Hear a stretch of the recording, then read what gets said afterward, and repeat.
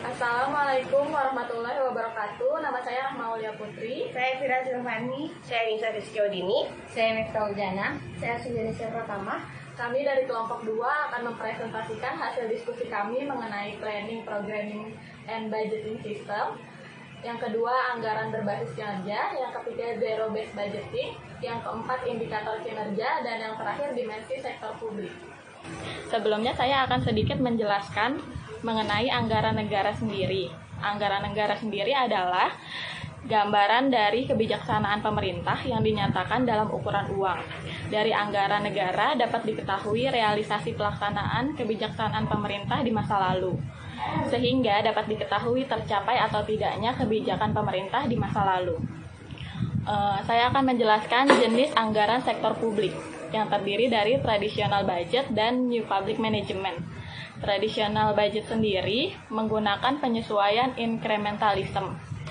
Incrementalism yaitu memodifikasi jumlah rupiah pada item anggaran yang sudah ada berbasis data tahun lalu yang dijelaskan tanpa kajian.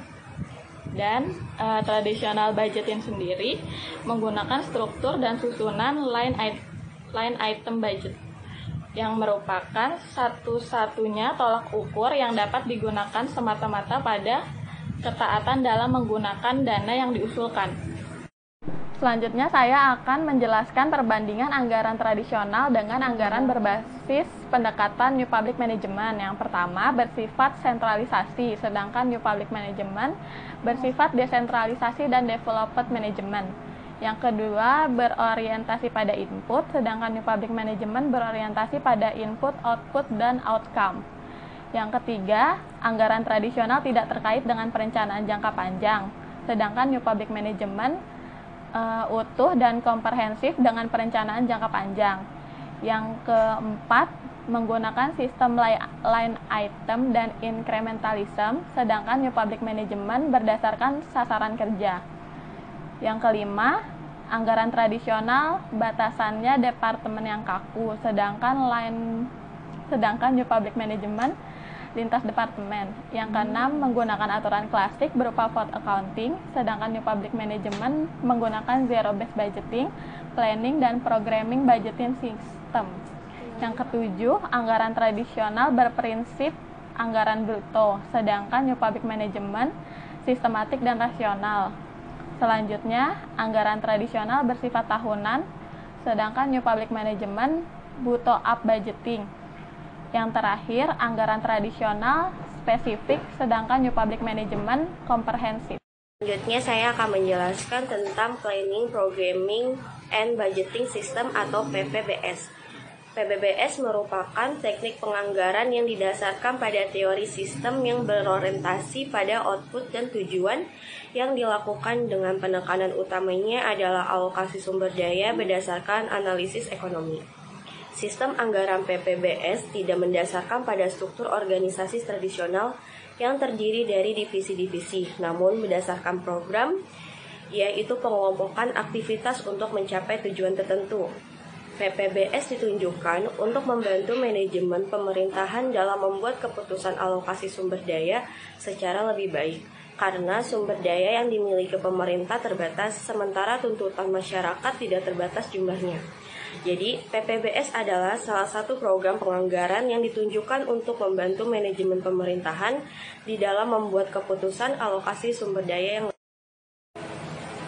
Karakteristik PPBS berfokus pada tujuan dan aktivitas program untuk mencapai tujuan secara eksplisit, menjelaskan implikasi terhadap tahun anggaran yang akan mendatang, mempertimbangkan semua biaya yang terjadi, yang dilakukan secara analisis secara sistematik atas berbagai alternatif program yang meliputi A. Identifikasi tujuan, B. Identifikasi secara sistematik alternatif program, C. Estimasi biaya total dari masing-masing alternatif program, D. Estimasi manfaat atau hasil yang ingin diperoleh. Selanjutnya, proses implementasi PPBS. 1. Menentukan tujuan umum organisasi dan tujuan unit organisasi dengan jelas. 2. Mengidentifikasi program-program dan kegiatan untuk mencapai tujuan yang telah ditetapkan. 3. Mengevaluasi berbagai alternatif program dengan menghitung cost benefit dan masing-masing program. 4. Pemilihan program yang memiliki manfaat besar dengan biaya yang kecil. 5. Alokasi sumber daya ke masing-masing program yang disetujui. Anggaran berbasis kinerja. Anggaran berbasis kinerja merupakan sistem perencanaan program yang akan dilakukan pemerintah dengan menetapkan tolak ukur kinerja sebagai pembanding dalam mencapai tujuan.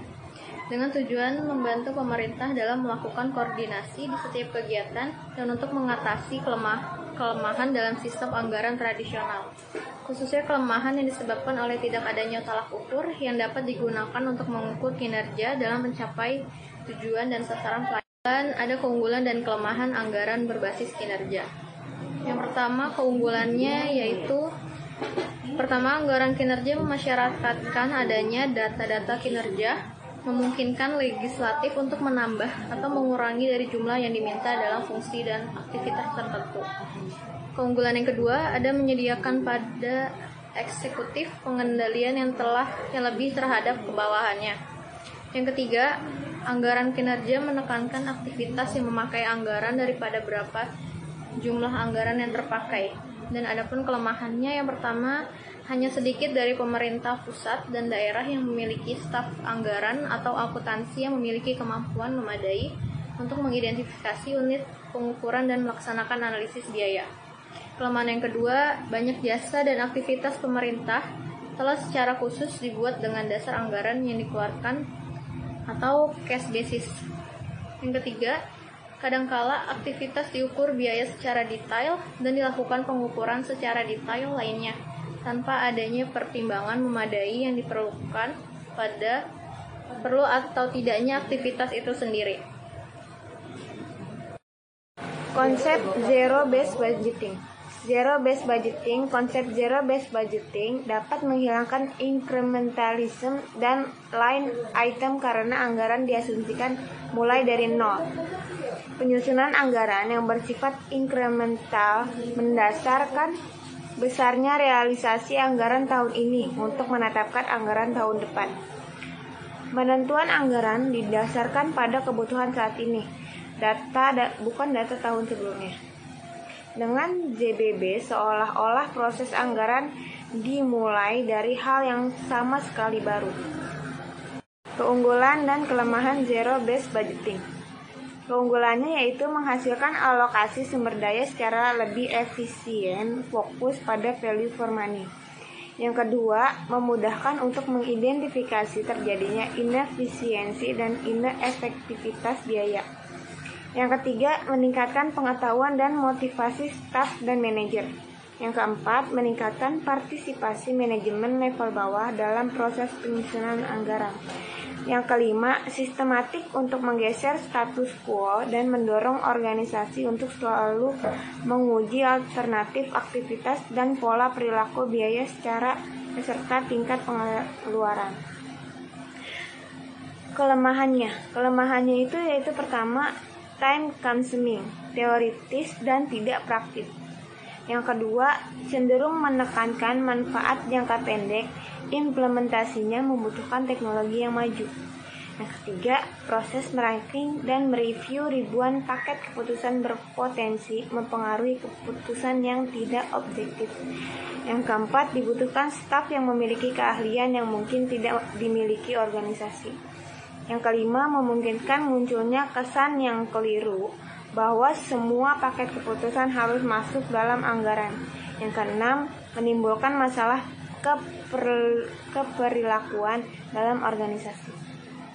Ada indikator kinerja. Pengukuran kinerja sektor publik adalah suatu sistem yang bertujuan untuk membantu manajer publik menilai pencapaian suatu strategi melalui alat ukur finansial dan non-finansial. Sistem pengukuran kinerja sebagai alat pengendalian organisasi dengan menetapkan reward and punishment system. Yang kedua, pengukuran kinerja sektor publik. Untuk memperbaiki kinerja pemerintah, pengukuran kinerja digunakan untuk pengalokasian sumber daya dan pembuatan keputusan. Pengukuran kinerja untuk mewujudkan pertanggungjawaban publik dan memperbaiki komunikasi kelembagaan. Dan indikator kinerja bagi pemerintah. Yang pertama ada untuk membantu memperjelas tujuan organisasi. Yang kedua untuk mengevaluasi target akhir yang dihasilkan sebagai masukan. Yang ketiga ada untuk menentukan skema insentif manajerial yang memungkinkan bagi pemakai jasa layanan pemerintah. Yang keempat untuk menunjukkan standar kinerja. Yang kelima untuk menunjukkan efektivitas. Yang keenam untuk membantu menentukan aktivitas yang memiliki efektivitas biaya paling baik. Yang terakhir ada untuk menunjukkan wilayah, bagian, atau proses yang masih potensial. Tujuan sistem pengukuran kinerja untuk mengkomunikasikan strategi secara lebih baik untuk mengukur kinerja finansial dan non-finansial secara berimbang sehingga dapat ditelusuri perkembangan pencapaian strategi. Untuk mengakomodasi pemahaman kepentingan manajer level menengah dan bawah serta memotivasi untuk mencapai goal congruence sebagai alat untuk mencapai kepuasan berdasarkan pendekatan individual dan kemampuan kolektif yang rasional. Peranan indikator kinerja dalam pengukuran kinerja. Indikator kinerja digunakan sebagai indikator pelaksana strategis yang telah ditetapkan. Indikator kinerja dapat berbentuk faktor-faktor keberhasilan utama organisasi dan indikator kinerja kunci. Faktor keberhasilan utama adalah suatu area yang mengidentifikasikan kesuksesan kinerja unit.